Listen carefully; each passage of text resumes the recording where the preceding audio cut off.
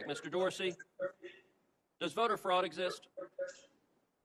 I don't know for certain. Are you an expert in voter fraud? No, I'm not.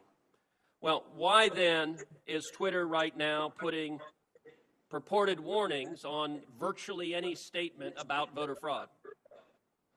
We're simply linking to a broader conversation so that people have more information. No, you're not. You put up a page that says, quote, voter fraud of any kind is exceedingly rare in the United States.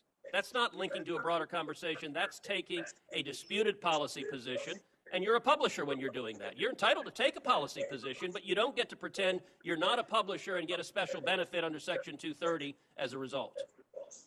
That link is pointing to a broader conversation with tweets from publishers and people all around the country. Mr. Dorsey, would the following statement violate Twitter's policies? Quote, absentee ballots remain the largest source of potential voter fraud.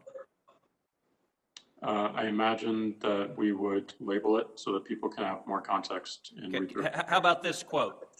Quote, third-party organizations, candidates, and political activists. Voter fraud is particularly possible where, quote, third-party organizations, candidates, and political party activists are involved in, quote, handling absentee ballots. Would you flag that as potentially misleading?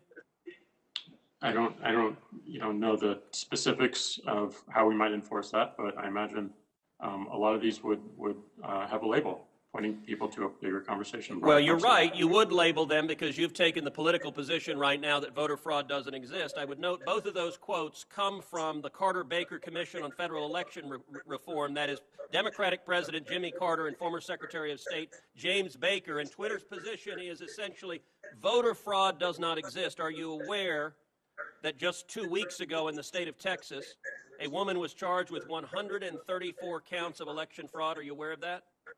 I'm not aware of that. If I tweeted that statement with a link to the indictment, would you put a warning on it that says, well, the Democratic Party position right now is voter fraud doesn't exist?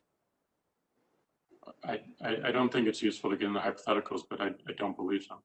You don't believe so? Well, we're going to test that because I'm going to tweet that and we'll see what you put on it.